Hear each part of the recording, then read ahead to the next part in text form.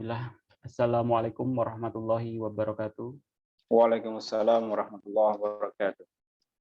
Alhamdulillah hamdan katsiran thayyiban mubarakan fi kama yuhibbu rabbuna wa yarda.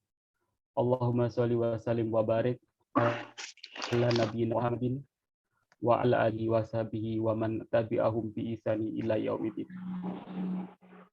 Alhamdulillah, Bapak-bapak, Ibu-ibu, sahabat Sohibul Jannah serta sahabat-sahabat Ashabul Hijrah rahimani wa rahimakumullah. Alhamdulillah pada malam hari ini kita bertemu lagi pada akad pekan pertama bulan Desember. Pada pertemuan kali ini kita akan melanjutkan pembahasan Kitabul Jami'. Dan pada malam hari ini kita sampai pada hadis yang keempat. Insya Allah pada malam hari ini kita akan membahas dua hadis. Hadis keempat dan kelima mengenai adab-adab bermajelis. Alhamdulillah Ustadzuna Abdullah Abdul Hasan juga telah hadir di tengah-tengah kita. Untuk mempersingkat waktu, langsung aja kita mulai, Ustadz. Tafadhol. Bismillah. Assalamualaikum warahmatullahi wabarakatuh. Alhamdulillah. Alhamdulillahilladzi arsala rasulahu bil huda wa dinil haqq liyudhhirahu 'ala ad-dini kullihi wa kafa billahi shahida. Asyhadu an la ilaha illallah wahdahu la syarikalah wa asyhadu anna Muhammadan 'abduhu wa rasuluhu la nabiyya wa la rasula ba'dah. Allahumma shalli wa sallim 'ala nabiyyina Muhammad wa 'ala alihi wa sahbihi wa man tabi'ahum bi ihsanin ila yaumil qiyamah. Ya ayyuhalladzina amanu taqullaha haqqa tuqatih wa la tamutunna illa wa antum muslimun. Ya ayyuhan nasu taqu rabbakumul ladzi khalaqakum min nafsin wahidah wa khalaqa minha zawjaha wa batha minhuma rijalan katsiran wa nisaa wattaqullaha allazi tasaaluna bihi wal arham innallaha kana 'alaikum raqiba. Ya ayyuhalladzina amanu taqullaha wa qulu qawlan sadida yuslih lakum a'malakum wa yaghfir lakum dhunubakum wa may yuti'illaha wa rasulahu faqad faza fawzan 'azima. Summa amma ba'd. Alhamdulillah, pertama kita memuji Allah Subhanahu wa taala atas segala nikmat-nikmatnya, atas segala karunia serta rahmat yang Allah limpahkan kepada kita. Utamanya nikmat iman dan nikmat Islam. Nikmat kita beragama di atas tuntunan Nabi kita Muhammad sallallahu alaihi wasallam.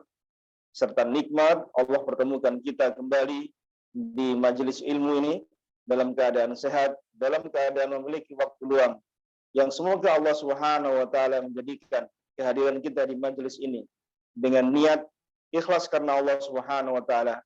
Mudah-mudahan menjadi jalan kita untuk dipermudahkannya oleh Allah Subhanahu wa taala menuju jannahnya Allah Subhanahu wa taala. Sebagaimana sabda Nabi sallallahu alaihi wasallam, "Man salaka tariqan yaltamisu fihi ilman sahalallahu lahu bihi tariqan ilal jannah." Barang siapa yang menempuh jalan untuk menuntut ilmu, maka kelak Allah akan mudahkan jalannya menuju surganya Allah Subhanahu wa taala. Ingat Bapak Ibu sekalian rahimani wa rahimakumullah, untuk menuju surganya Allah Subhanahu wa taala melalui fase-fase di alam akhirat adalah sesuatu hal yang luar biasa, sesuatu hal yang dahsyat, sesuatu hal yang sangat menyulitkan bagi manusia. Maka sudah selayaknya kita memohon pada Allah Subhanahu wa taala agar ketika melewati fase-fase di yaumul qiyamah, Allah mudahkan jalan kita. Dan salah satu jalan yang bisa kita upayakan untuk memudahkan kita menuju surganya Allah Subhanahu wa taala adalah dengan menuntut ilmu dengan berbagai macam fasilitas dan wasilah yang sedang kita upayakan. Yang kedua, salam serta salawat untuk Nabi kita yang mulia Rasulullah sallallahu alaihi wasallam, beserta keluarga beliau, istri-istri beliau, putra-putri beliau, para sahabat serta seluruh kaum muslimin yang dengan setia mengamalkan sunnah-sunnah nabinya hingga yaumul qiyamah. Bapak Ibu rahimani wa rahimakumullah, alhamdulillah kita kembali dipertemukan oleh Allah Subhanahu wa taala di pembahasan hadis-hadis dalam Kitabul Jami', Dan insya Allah Ta'ala kita akan membahas pada malam hari ini hadis yang keempat dan hadis yang kelima, yaitu terkait dengan sebagian etika atau adab-adab dalam bermajelis. Jamaah sekalian yang dimuliakan oleh Allah Subhanahu wa Ta'ala, di dalam kehidupan sehari-hari kita tidak bisa lepas dari yang namanya bermajelis.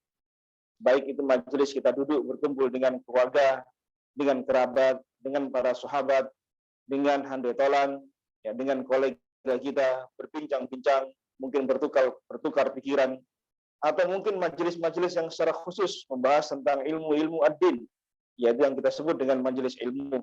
Maka di sana jamaah sekalian perlu kiranya untuk kita memperhatikan agar jangan sampai ketika kita di yaumul kiamah kita mengalami kerugian, kita menyesal karena ternyata majelis-majelis yang sudah kita lalui selama ini ternyata jauh dari sunnah-sunnah Nabi Shallallahu Alaihi Wasallam.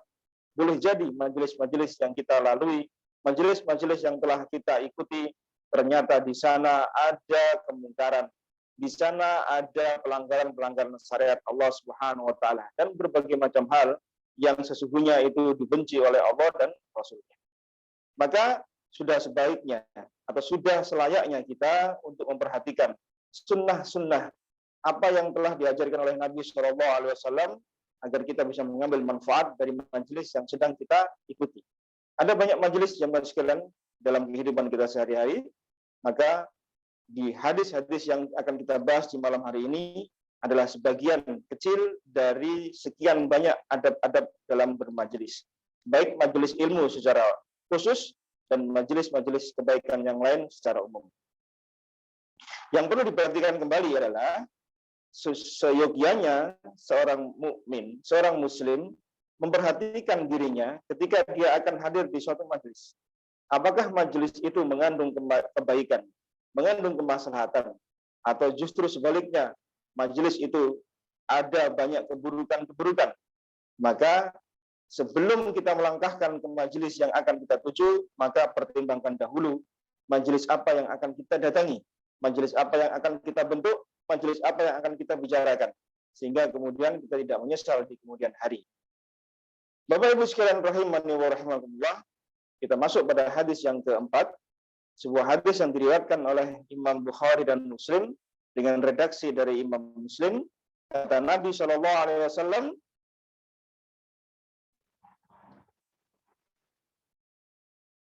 hadis ini dari Ibnu Mas'ud radhiyallahu anhu, qala Rasulullah sallallahu alaihi wasallam, "Idza kuntum salasatan fala yatajana isnani dunal akhar hatta takhtalitu bin nas min ajli anna dalika yuhsinu." Dari Ibnu Mas'ud radhiyallahu anhu, semoga Allah meridhoinya. Dia berkata, qala Rasulullah sallallahu alaihi wasallam, bersabda Rasulullah sallallahu alaihi wasallam, "Idza kuntum salasatan, jika kalian bertiga, fala yatanaja isnani dunal akhar, maka janganlah dua orang dari yang tiga tadi berbisik-bisik, ya, berbicara, sementara yang lain ditinggalkan. Hatta tahtalitu bin nas, sampai kalian bercampur, berbaur dengan manusia yang lain. Kenapa? Min ajli anna dalika yuhzinu, karena yang demikian ini membuat orang yang ketiga menjadi bersedih. Hadis dalam Bukhari dan Muslim. Bapak Ibu sekalian rahimani wa rahimakumullah, hal ini sangat menunjukkan bagaimana Islam tidak hanya mengatur urusan-urusan yang besar di sisi pandangan kita. Untuk urusan-urusan berbisik-bisik saja dalam sebuah majelis sudah diatur dalam agama kita. Bagaimana indahnya Islam mengatur agar setiap manusia, setiap muslim tidak tercederai hatinya, tidak tersakiti hatinya, tidak tersinggung hatinya, gara-gara dia tidak diajak berbincang-bincang dengan orang yang lain. Hadis ini menunjukkan bahwasanya dilarangnya kita berbicara ketika ada tiga orang, kemudian berbicara berbisik-bisik dua orang dengan meninggalkan yang lain. Bukan berarti hitungan atau bilangan tiga ini menjadi pembatasan. Kata para alim ulama kita, maka bisa jadi 4 orang, 3 orang berbisik-bisik, yang satu ditinggal. Boleh jadi 5 orang, kemudian yang 4 berbicara, kemudian yang satu ditinggal. Maka ini tidak diperkenankan. Tetapi jika majelis itu berbaur dengan manusia yang lain, misal ketika ada dua orang berbincang-bincang, berbisik-bisik dengan yang dua orang, kemudian dia meninggalkan yang satu. Kenapa? Ternyata yang satu tadi ditinggalkan, dia berbincang-bincang pula, berbisik-bisik pula dengan orang yang lain. Maka hadis ini tidak terkena kepada larangan tadi. Ya. Yang menjadi larangan dari hukum yang terlihat adalah menjadi hukumnya haram. Tetapi sebagian ulama membawa hukumnya ini menjadi hukumnya makruh tahrim, yaitu makruh yang mendekati pada keharaman. Ya. Kenapa Nabi SAW melarang hal yang demikian? Karena jemaah sekalian, boleh jadi ketika ada 3 orang berkumpul, bermajelis, kemudian 2 orang berbisik-bisik dengan meninggalkan yang ketiga, maka boleh jadi yang ketiga akan berseudon kepada 2 orang temannya. Wah, dua orang ini membicarakan diriku barangkali. Oh, 2 orang ini sedang membuat rencana sehingga saya tidak diikutsertakan. Oh, mungkin 2 orang ini membicarakan hal-hal yang buruk tentang saya dan seterusnya, seterusnya. Sehingga yang muncul apa? Yaitu suudon, berprasangka, sehingga kemudian dia menjadi sedih. Ini jamaah sekalian yang dilarang oleh Allah Subhanahu wa taala sebagaimana tertera dalam surah Mujadilah di ayat yang ke-10. Di sana Allah Subhanahu wa taala berfirman, "Innaman najwa minasyaiton liyahzunal ladzina amanu." Sesungguhnya najwa, berbisik-bisik itu dari syaitan. Apa tujuannya syaitan? Membuat bisik-bisik di antara 2 orang kemudian meninggalkan yang ketiga, yaitu agar orang-orang beriman menjadi bersedih hatinya. Padahal jemaah sekalian, kita tidak boleh membuat saudara kita menjadi sedih. Di hadis yang lain Nabi SAW menyebutkan bahwasanya di antara amalan yang paling Allah cintai adalah memasukkan kegembiraan ke dalam hati seorang mukmin. Perintahnya oleh Nabi SAW apa? Memasukkan kegembiraan kepada hati seorang mukmin. Lalu dengan apa yang disebutkan Nabi SAW dan Allah Subhanahu wa taala dalam surah Mujadilah ini, berarti apa? Berarti kita menyelisihi dari perintah Nabi SAW, yaitu agar kita membuat gembira hati seorang mukmin. Kalau kita berbisik-bisik dengan orang yang lain, sementara meninggalkan yang lainnya, maka tentu akan membuat sedih orang lain yang kita tinggalkan. Ini tidak diperkenankan, jemaah sekalian. Ya, ini termasuk langkah-langkah syaitan. Untuk apa?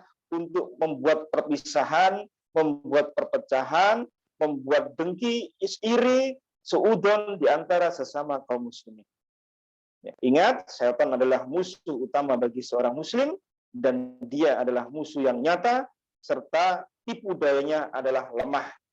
Maka jangan diikuti, jangan terus kemudian kita masuk dalam ranahnya apa yang menjadi jerat-jerat syaitan. Yaitu apa? Berbincang-bincang, berbisik-bisik. Baik dengan bahasa yang jelas, atau dengan bahasa isyarat, atau dengan bahasa yang hanya difahami oleh 2 orang.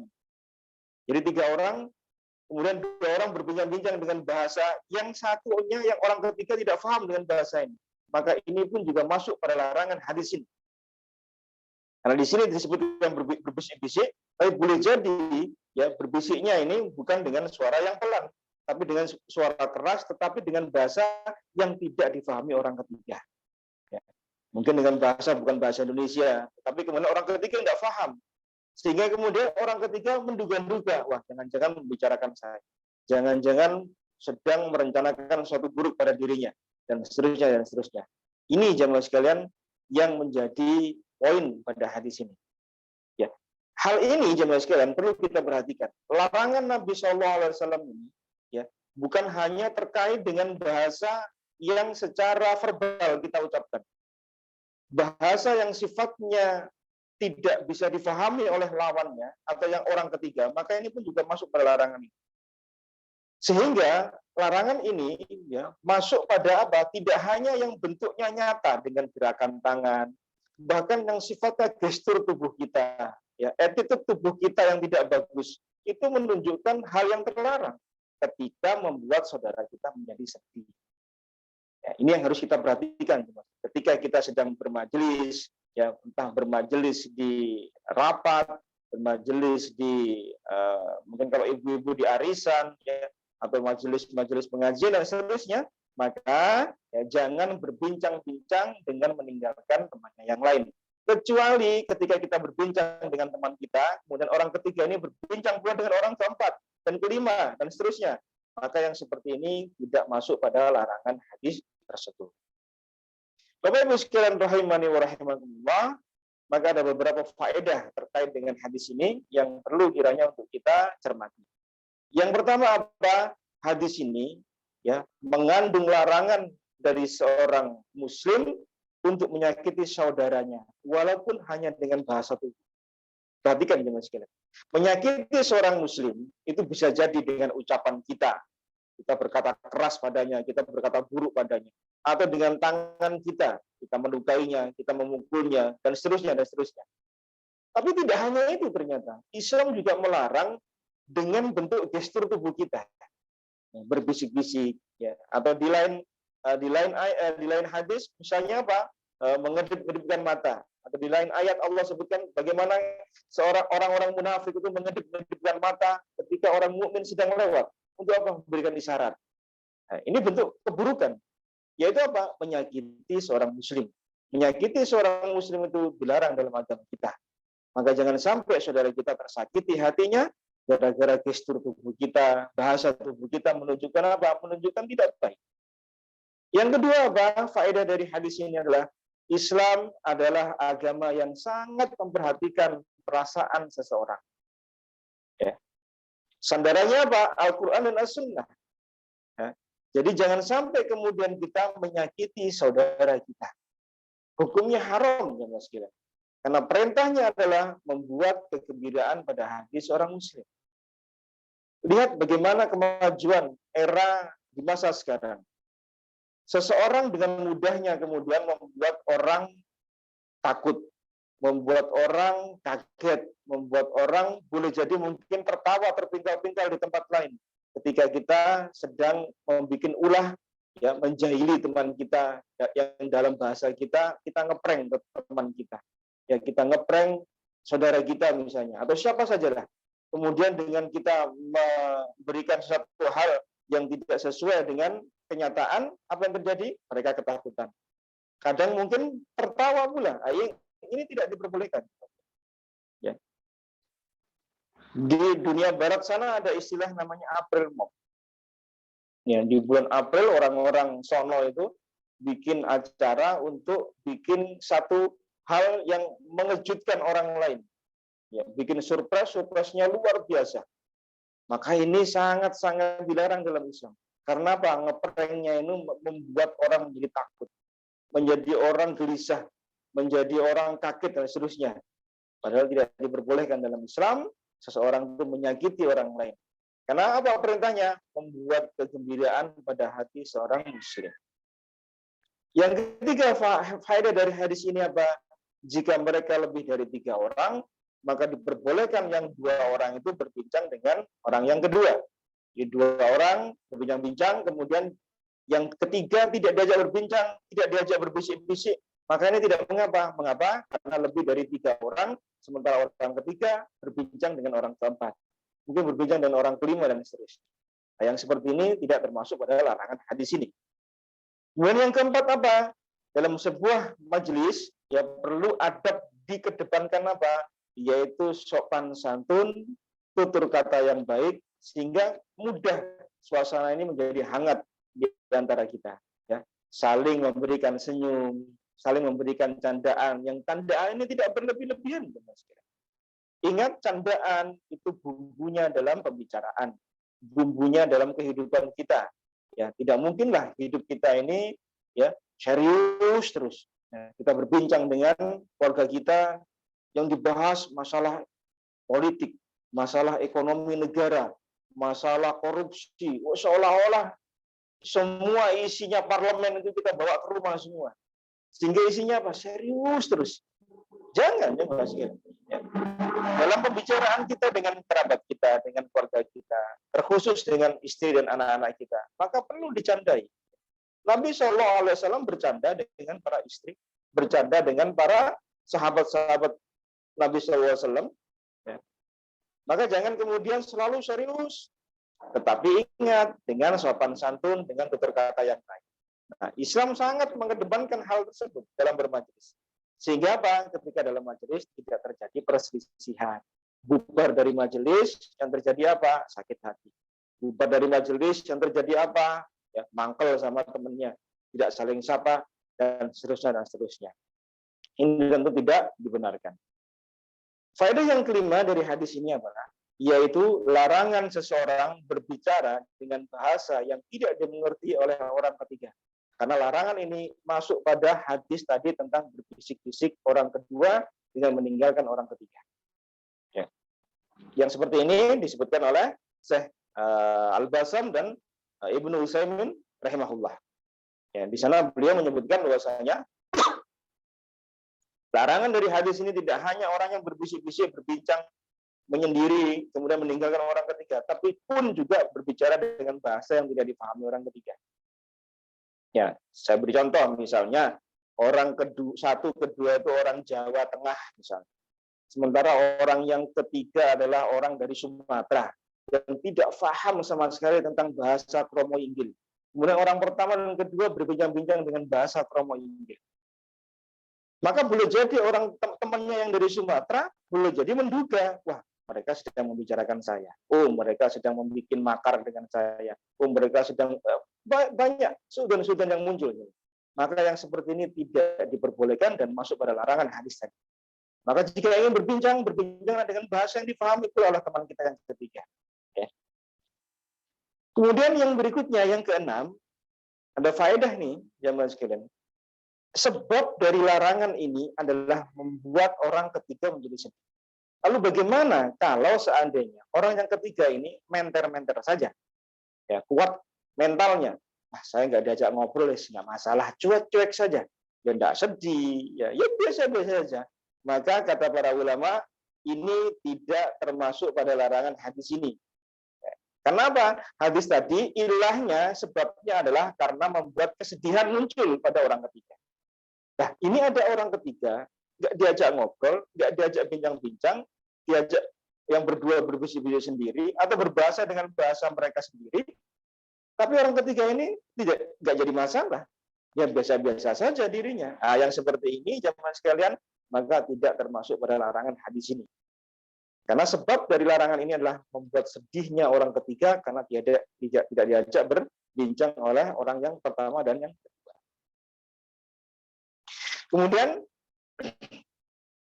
faedah yang ketujuh dari hadis ini, sebagaimana disebutkan oleh jumhur ulama, larangan berbisik-bisik orang kedua dengan meninggalkan orang ketiga berlaku tidak hanya ketika kita sedang mukim, ya kita sedang duduk-duduk bermajelis dengan orang lain, tapi pun juga ketika kita sedang safar, mungkin dalam perjalanan, ya naik kendaraan, ya. Yang kedua orang satu kedua ngobrol enak itu, yang ketiga ditinggalkan ngobrol, dan diajak bincang-bincang, maka ini pun juga dilarang. Karena tidak hanya ketika kita sedang mukim, tapi pun ketika kita sedang safar pun terkena pada larangan di sini, yaitu intinya apa? Pada bermajelis. Ya. Ini yang kita bahas pada hadis yang keempat. Kemudian kita masuk pada hadis yang kelima. Sebuah hadis yang diriwayatkan oleh Imam Bukhari dan Muslim dari Ibnu Umar radhiyallahu anhuma, semoga Allah meridai keduanya. Ibnu Umar berkata, qala Rasulullah sallallahu alaihi wasallam, bersabda Rasulullah sallallahu alaihi wasallam, la yuqimur rajulu ar-rajula min majlisihi summa yajlisu fihi walakin tafassahu wa tawassa'u. Kata Nabi sallallahu alaihi wasallam, janganlah seseorang itu membangunkan saudaranya ya dari tempat duduknya, kemudian dia gantikan posisi tempat duduk. Saudaranya disuruh bangkit, diberdirikan, kemudian dia gantian duduk di tempat tadi. Akan tetapi apa? Hendaklah mereka melapangkan dan merenggangkan majelis. Misal kita datang di majelis ilmu, ya, kita datangnya terlambat. Maka yang seperti ini jemaah sekalian, jangan menyuruh apa? Orang yang sudah duduk untuk berdiri. Pak, tolong berdiri, saya mau duduk di situ. Itu tidak boleh. Tetapi Nabi juga mengatakan, hendaklah majelis itu direnggangkan, majelis itu diluaskan. Sehingga dalam hal ini ada dua keadaan. Ya, ada dua adab yang harus kita perhatikan. Yang pertama apa? Adab yang terkait dengan orang yang baru datang di majelis. Kita tidak berbicara dengan orang yang sudah datang duluan, ya. Karena ada banyak adab bermajelis, lebih dari 30 adab bermajelis. Ya. Maka di antara adabnya, seandainya kita datangnya terlambat, sudah ada beberapa orang yang duduk, atau sudah hampir penuh tempat duduk di majelis tersebut, maka yang baru datang, carilah tempat yang kosong. Tempat yang kira-kira dia bisa memungkinkan duduk. Jangan kemudian ya menyuruh orang lain yang sudah duduk di sana untuk Pak minggir. Harus silakan berdiri, ada pindah sana. Ini biasa tempat duduk saya. Saya biasanya di sini. Panjenengan pergi saja atau cari tempat lain. Ini tidak diperkenankan, ya, Mas. Ini dilarang oleh hadis ini. Ya, oleh Nabi SAW dilarang. Ya. Jadi jangan membuat orang berdiri dari tempat duduknya sementara kita nempati duduknya. Ini yang pertama. Ya, sehingga apa? Muncul apa? Muncul celaan. Ya, muncul ketidaksukaan orang lain terhadap kita. Muncul rasa tidak suka majelis yang hadir di orang-orang yang hadir di majelis itu terhadap kita. Karena kita egois, karena kita sok untuk menempati tempat tadi. Nah, maka ini tidak diperkenankan, Mas. Yang kedua apa? Adab yang terkait dengan orang yang telah duduk. Yaitu apa? Coba dia renggangkan. Coba dia ngasih tempat. Dia bergeser sedikit. Ini Pak, yang sebelah juga melanggarkan sedikit karena boleh jadi masih ada space tempat untuk kita duduk. Ya. Ini tidak berlaku ketika di musim pandemi kemarin, ya, yang begitu ramai perbincangan permasalahan tentang COVID-19, yaitu apa? Duduknya berjarak. Nah, maka ini tidak bisa berlaku di sini. Kenapa? Ya semuanya duduknya sudah berjarak. Sehingga kita tidak bisa kemudian menyuruh orang lain untuk berdiri bagian di sana. Ya. Masih ada tempat duduk banyak. Tapi ini hadis ini berbicara tentang keadaan yang sifatnya umum. Yaitu majelis yang sudah penuh, yang sudah banyak yang duduk di sana. Maka apa? Hadis ini memerintahkan pada kita untuk kita melonggarkan majelis, merenggangkan. Kata Nabi SAW, ya, sebaik-baik majelis adalah majelis yang longgar dan luas. Itu sebaik-baik majelis. Ya. Apa maknanya hadis ini? Kalau ada orang yang baru datang, dia cari tempat, maka yang sudah hadir di sana apa? Renggangkan. Kasih kelonggaran tubuh kita. Ya, kaki kita supaya apa? Supaya orang yang baru datang bisa duduk di sebelah kita. Bisa dia mendapatkan tempat duduknya. Ya. Sehingga dia tidak jauh dari majelis, kemudian dia mungkin berdiri dan seterusnya. Ya, perhatikan firman Allah Subhanahu wa taala dalam surah Al-Mujadilah ayat yang ke-11.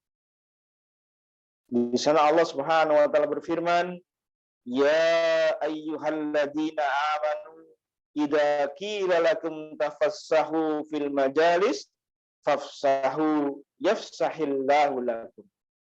Wahai orang-orang yang beriman, jika dikatakan kepada kalian lapangkan, renggangkan, maka apa? Renggangkanlah majelis, lapangkan bagi mereka yang baru duduk. Apa balasan Allah? Perhatikan, maka Allah akan memberi kelapangan mereka. Subhanallah, jemaah. Barang siapa yang melapangkan tempat duduk dalam bermajelis untuk saudaranya yang lain, maka Allah akan memberikan kelapangan pada dirinya. Al-jaza min jinsil amal. Balasan sepadan dengan amal yang dia lakukan. Dia memperlakukan orang lain dengan cara memberikan kelonggaran, meluaskan tempat duduknya, maka Allah akan merenggangkan, meluaskan urusannya. Apa makna kata para ulama? Yaitu diberi dia kelebihan, ya, kebutuhannya, diberi oleh Allah Subhanahu wa taala kelapangan urusannya, dimudahkan berbagai macam kesulitan-kesulitannya di dunia wal akhirah. Subhanallah, jemaah. Balasan yang tidak kecil, tidak remeh di sisi Allah Subhanahu wa taala, jemaah sekalian. Ya, ini patut kiranya ya, ketika kita diperintah, karena dahulu sebelum turunnya ayat ini, mereka para sahabat Nabi sallallahu alaihi wasallam yang sudah merasa senior gitu ya, yang lebih dahulu masuk Islam. Kemudian ketika datang di majelisnya Nabi Sallallahu Alaihi Wasallam, kemudian ada orang yang baru datang untuk minta tempat, maka mereka merasa berat untuk memberikan saudaranya tempat duduk. Maka Nabi Allah Subhanahu Wa Taala menurunkan ayat tadi, yaitu apa? Agar mereka melapangkan majelis, melonggarkan majelis. Ya.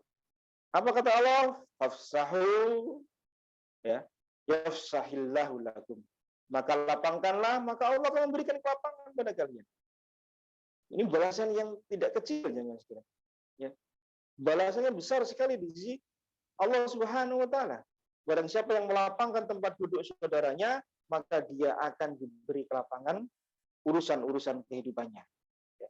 Kalau disuruh berdiri, ya berdirilah. Maksudnya apa? Kasih tempat saudaranya yang baru datang. Ya. Karena sebelum ayat ini turun, sebagian sahabat merasa keberatan ketika dia harus berdiri untuk memberi tempat pada sahabat yang lain yang baru datang.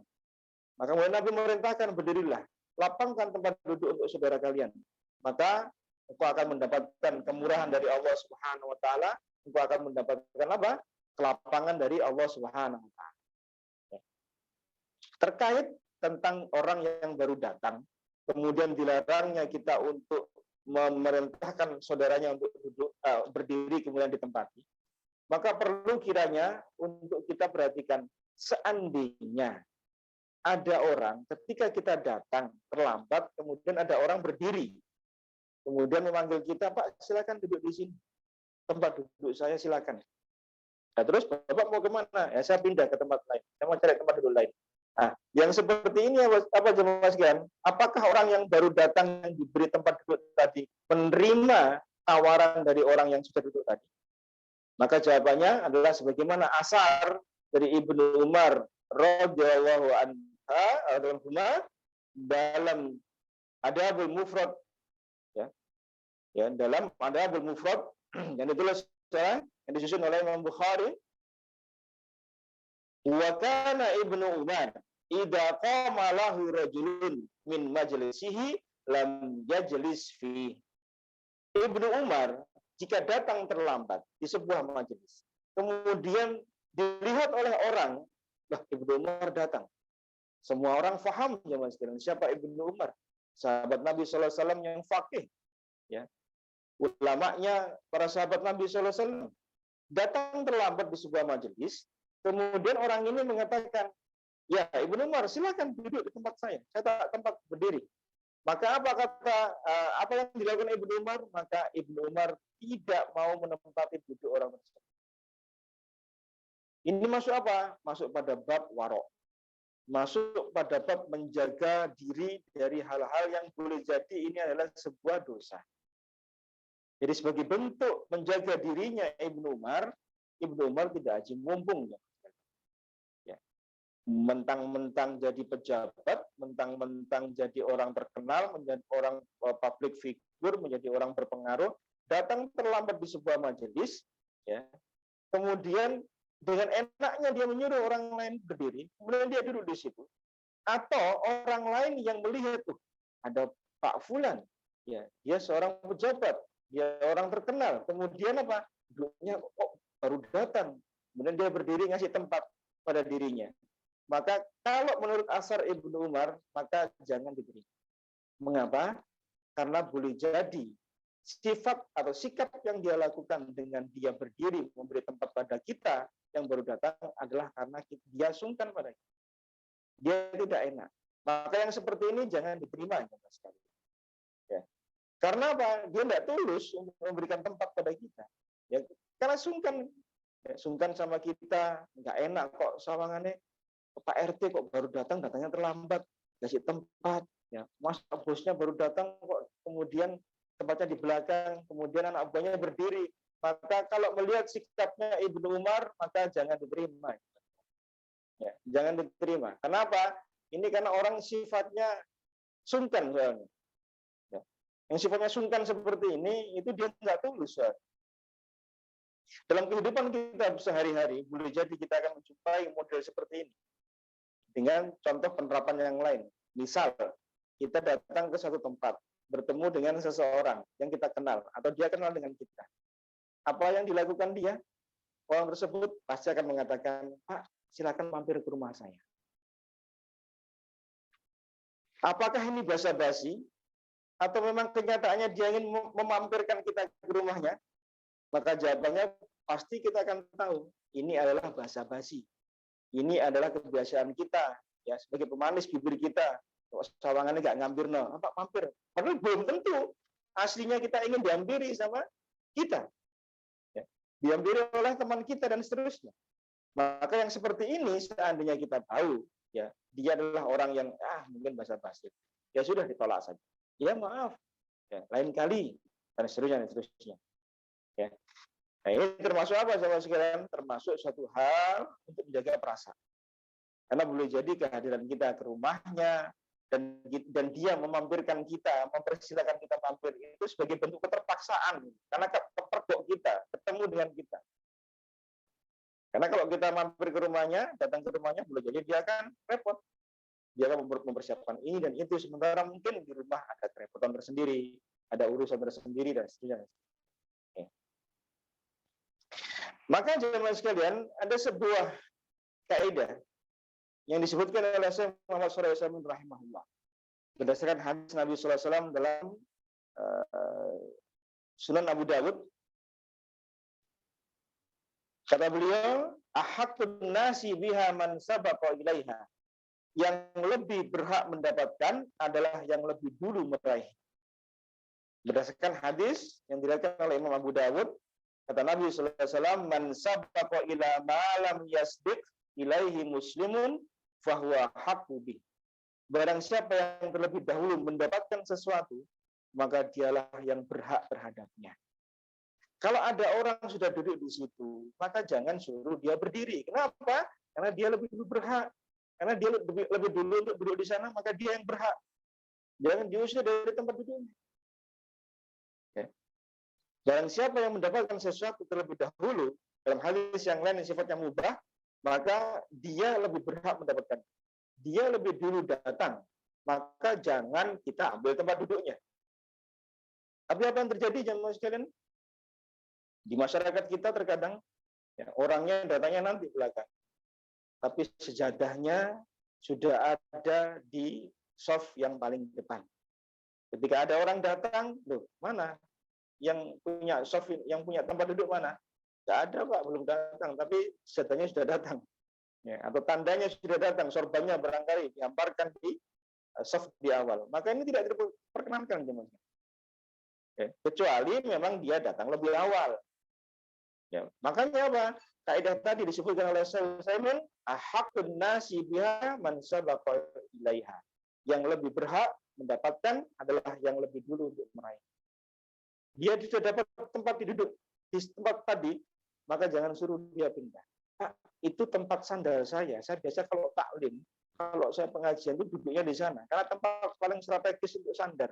Sambil merem-merem dengarkan kajian, kayaknya tempat duduk itu paling strategis. Kok ternyata kita datang terlambat, terus ada orang duduk di sana. Kemudian kita suruh, Pak, tolong berdiri, saya duduk di sana. Ini tidak boleh. Ya.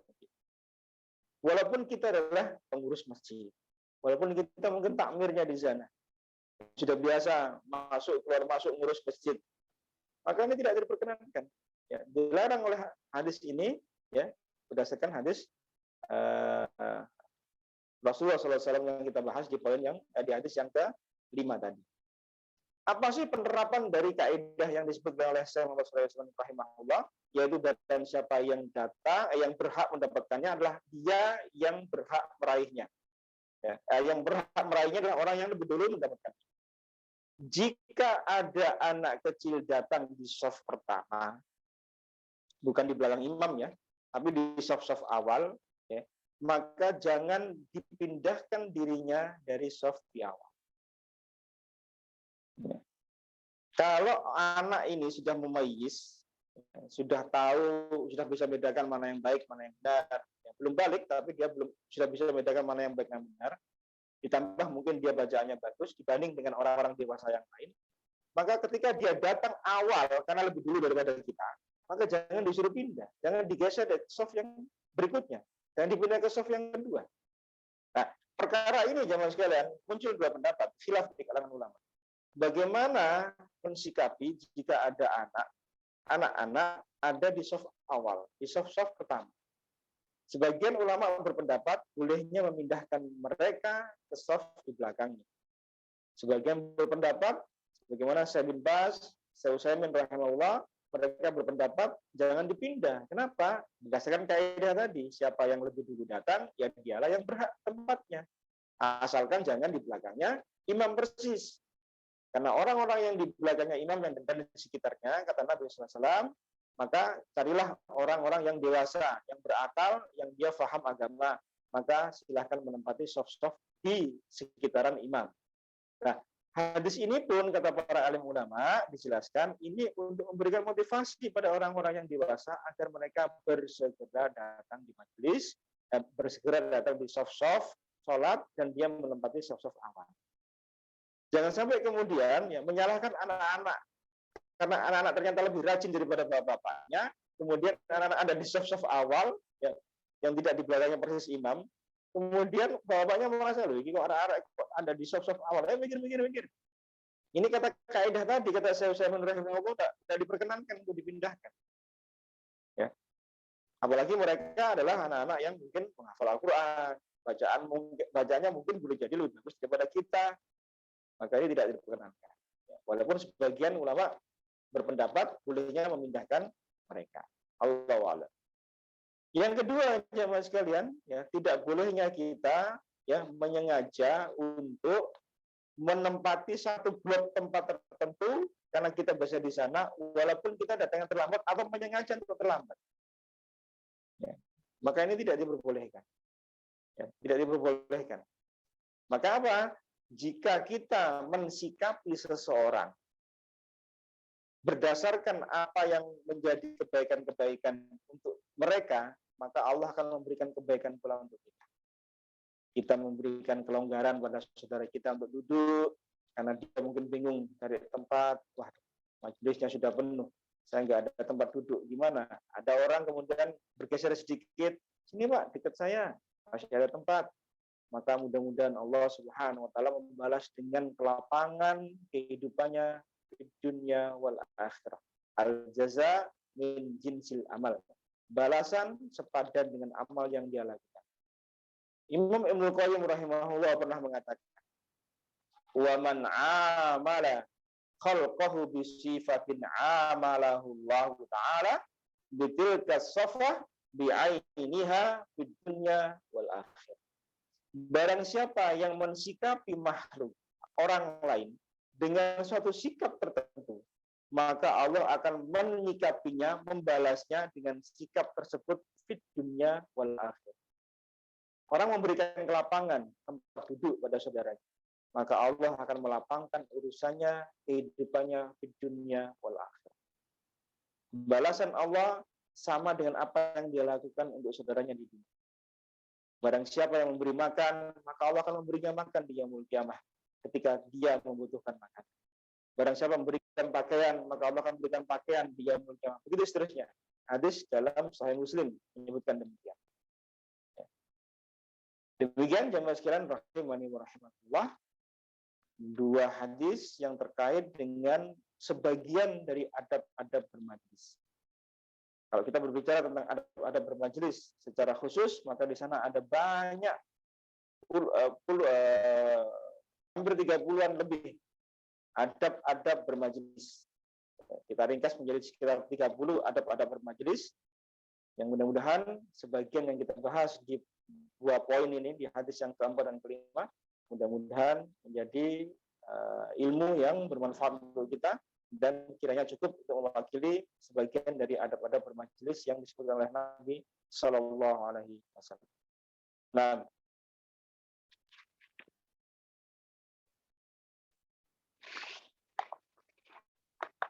Alhamdulillah.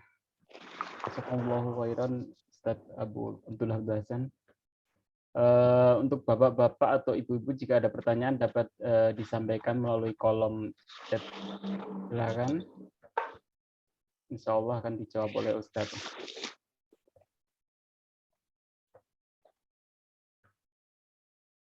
Mas Rifki mungkin mau tanya?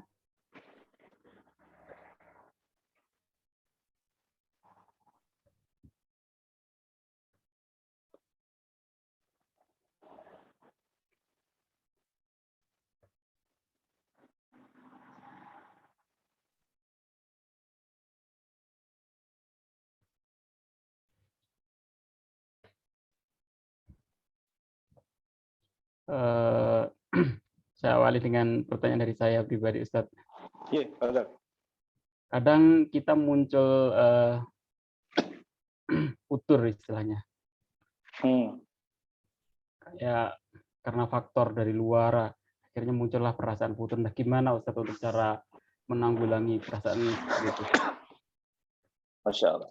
Nah, barakallahu fiik. Pertanyaan yang mungkin mewakili kita semua. Ya, ada kalanya jamaah sekalian rahimani wa rahimakumullah muncul yang namanya sifat futur. Apa sih futur itu? Futur itu adalah setelah kita ngegas kemudian kendor, itu namanya futur.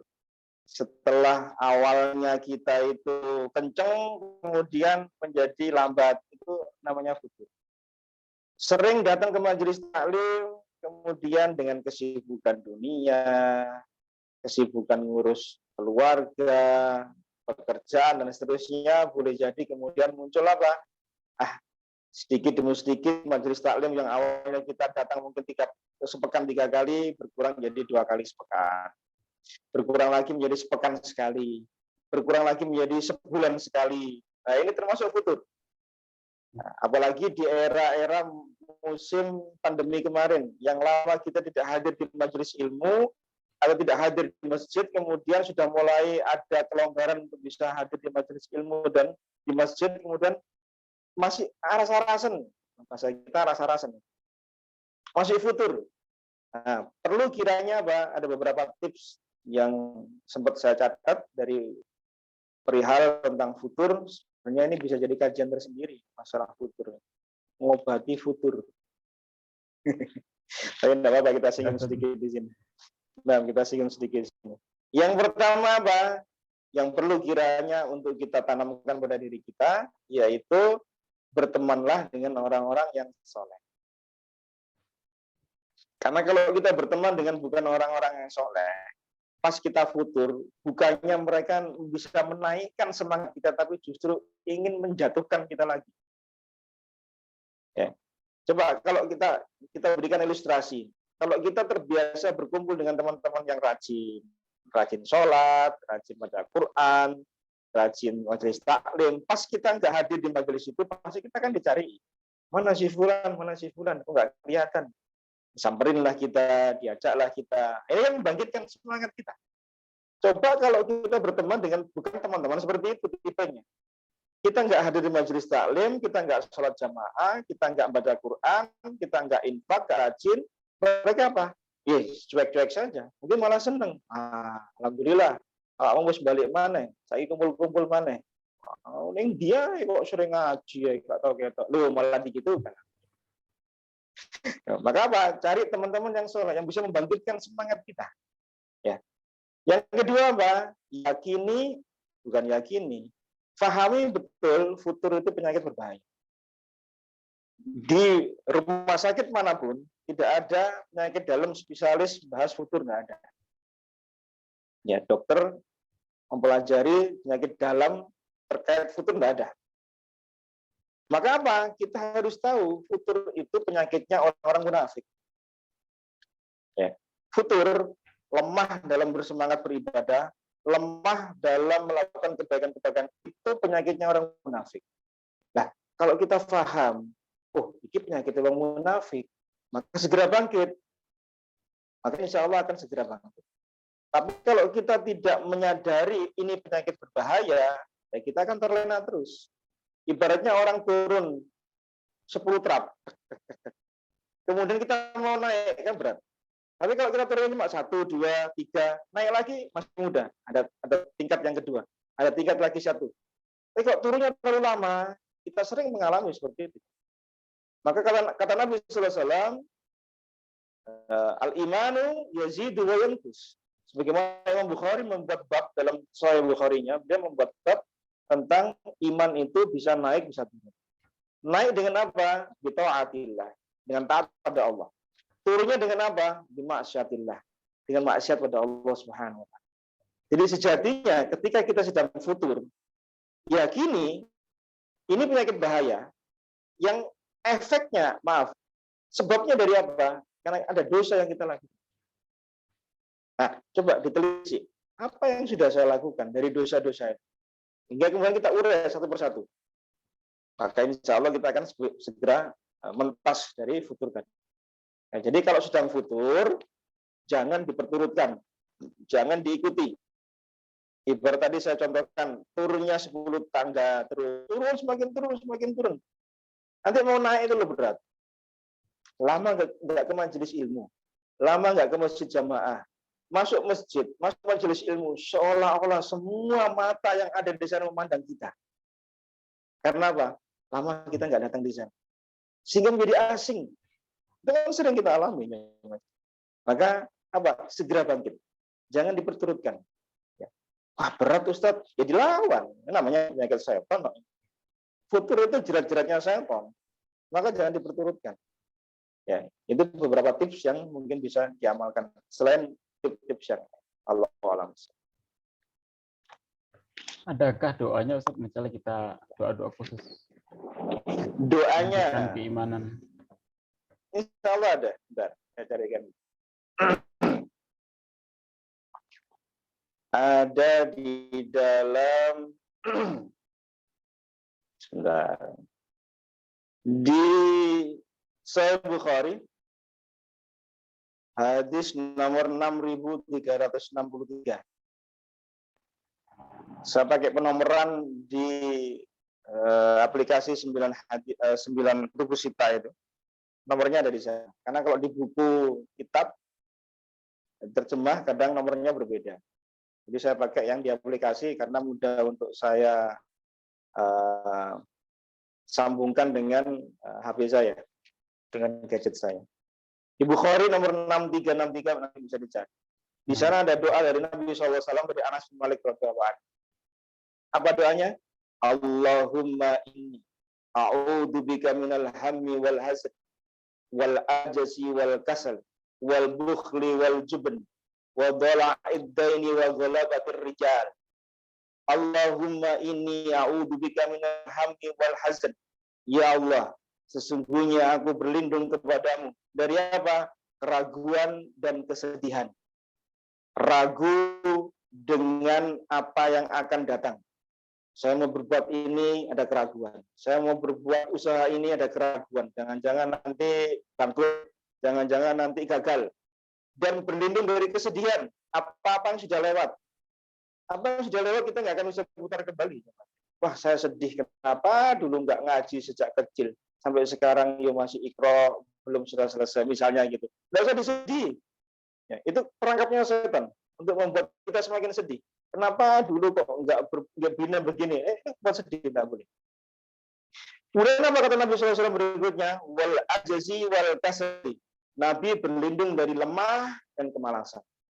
Lemah dari apa? Lemah dari berupaya untuk melakukan amal-amal soleh. Malas dari berbuat kebaikan-kebaikan. Nah, ini termasuk apa? Termasuk futur.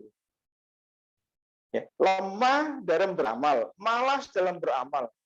Ini penyakit futur. Maka Nabi berlindung dari penyakit malas, penyakit lemah dalam beramal.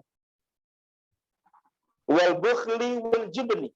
Nabi berlindung dari bakhil dan sifat penakut. Karena bakhil, pelit, bin medit itu tidak bagus. Ya. Penakut juga nggak boleh. Seorang muslim harus pemberani. Takut dengan masa depan, takut dengan keadaan zaman yang semakin katanya orang semakin tidak karu-karuan, takut nanti nggak bisa cari rezeki, takut nggak bisa ngasih nafkah anak istri. Ini ketakutan. Orang harus kuat, harus semangat. Dan apa yang terakhir Nabi berlindung? Wa dhala'id daini wa ghalabatir rijal. Nabi berlindung dari lilitan hutang dan penindasan. Kenapa Nabi mengaitkan lilitan hutang dan penindasan? Orang kalau terlilit hutang, itu merasa tertindas dengan orang yang hutang. Nggak tenang, ya, mau berbuat ini didikti sama yang ngasih hutang. Dan ini terjadi di sebagian negeri-negeri Afrika. Saya baca kapan hari ada sebuah negeri di Afrika, apa namanya itu, fasilitas umumnya, entah bandara entah apa, itu dikuasai, diambil alih oleh negeri yang ngutangi negeri tadi. Tuh, bayangkan ya. Orang yang diutang, yang ngutangnya itu kan tertindas negerinya sendiri. Ya, ini kapitalis kelas kakap dunia ini. Jadi dia ngutangi negeri-negeri yang sedang butuh, orang negeri-negeri ketiga. Ya. Kemudian apa? Ketika dia nggak bisa bayar utang, asetnya disita, asetnya diambil. Ini di negerinya sendiri loh. Bayangkan. Jadi Nabi berlindung dari hal itu. Nah, dari poinnya yang kita ambil apa? Allahumma inni a'udzubika minal ajzi wal kasal. Nabi berlindung dari sifat lemah dan malas. Ini doa yang bisa kita amalkan agar kita bisa mentas dari namanya khusyuk. Ya. Ada banyak lagi doa yang lain, tapi ini sudah mencukupi insyaallah. Di Bukhari nomor 6363. Allahu a'lam bishawab. Jazakumullahu khairan. Ini ada pertanyaan dari Pak Joko yang tinggal di Bandung. Assalamualaikum Ustadz. Apa hukumnya meninggalkan majelis seperti pengajian yang belum selesai? Terima kasih. Nah, barakallahu fiik, bagus yang bertanya. Jika memang ada uzur ya yang membuat kita harus meninggalkan majelis, tidak mengapa aja, Mas. Tapi harus ada adabnya.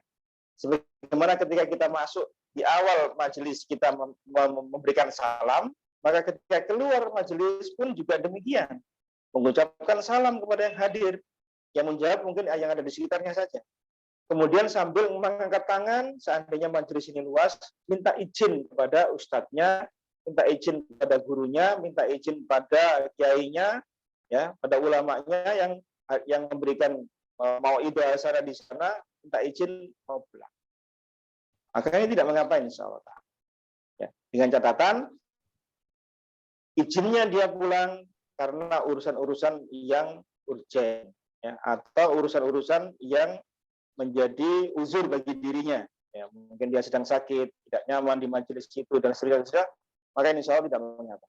Tetapi jika tidak ada uzur, majelis itu adalah majelis kebaikan, majelis yang membawakan dalil Quran dan Sunnah, maka selayaknya untuk kita mendengarkan sampai kafaratul majelis diucapkan.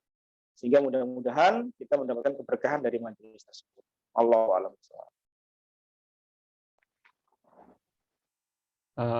Alhamdulillah pertanyaan sudah selesai. Satu tinggal dari Pak Joko di Bandung saja. Belum ada pertanyaan lagi.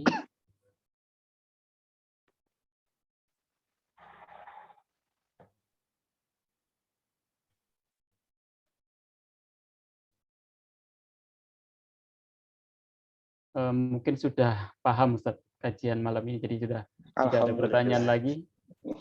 Alhamdulillah sudah ada pertanyaan lagi. Silahkan ditutup Ustaz dan diakhiri dengan doa. Nah, alhamdulillah Bapak Ibu sekalian rahimani wa rahimakumullah, kita telah menuntaskan hadis yang keempat dan yang kelima terkait dengan sebagian adab-adab dalam bermajelis. Mudah-mudahan dengan mempelajari sebagian dari adab-adab bermajelis tersebut, majelis kita menjadi majelis yang diberkahi oleh Allah Subhanahu wa taala. Kehadiran kita membawa manfaat, ilmu yang kita ambil menjadi ilmu yang nafi' fid dunya wal akhirah, untuk kemudian kita amalkan dalam kehidupan kita sehari-hari. Jazakumullahu khairan atas perhatian Bapak Ibu sekalian. Barakallahu fikum. Mohon maaf jika ada yang kurang. Kita tutup dengan doa kafaratul majelis. Subhanakallahumma bihamdika asyhadu an la ilaha illa anta astaghfiruka wa atubu ilaik. Wa sallallahu ala nabiyyina Muhammad walhamdulillahirabbil alamin. Assalamualaikum warahmatullahi wabarakatuh. Waalaikumsalam warahmatullahi wabarakatuh.